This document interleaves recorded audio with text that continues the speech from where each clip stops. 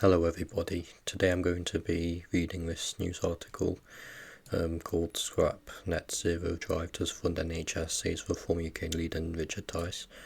Even though this is like a 3-month-old article, I still want to go over it because there's things I want to talk over.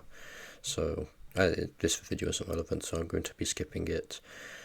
Okay, the former UK would scrap the net zero emissions drive and use the money to improve the NHS, Richard Tice said this morning. Well, that's just really cutting one government expense and putting it into something else. Really, you should be cutting government expenses altogether so people pay less taxes. Okay, Mr. Tice, the former leader, said his party would aim to deliver zero waiting lists across the health service in 2 years. That's not practically possible, especially with a national health service, a socialised healthcare system. That is not doable, regardless of how efficient you make things. Best thing is just to privatise it, but that will unfortunately never happen. He told the press conference in Westminster, yes, it is going to take a bit of extra money, but we are not going to give it to bungling NHS bureaucrats. He said reforms NHS plans would require an additional £17 billion in the funding annually, and his party had estimated that the cost of net zero would be about £30 billion a year. Mr. Tice said, "We have a choice in this country. It seems to me a pretty clear choice. Do we want zero waiting lists in 2 years and to keep them there? That is the reform choice. Or do we want net zero carbon dioxide emissions in 25 years? That is the Labour choice."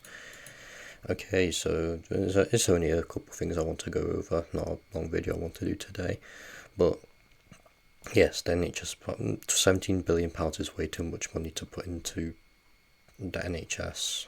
Like, I don't want any money, especially money on a large scale like that, going into the NHS. And if you, let's see, this article says the party had estimated the cost of net zero would be about £30 billion a year.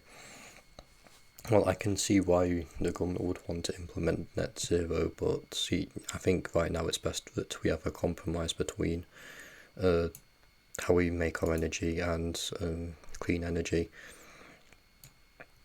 And this is the more important one in my opinion.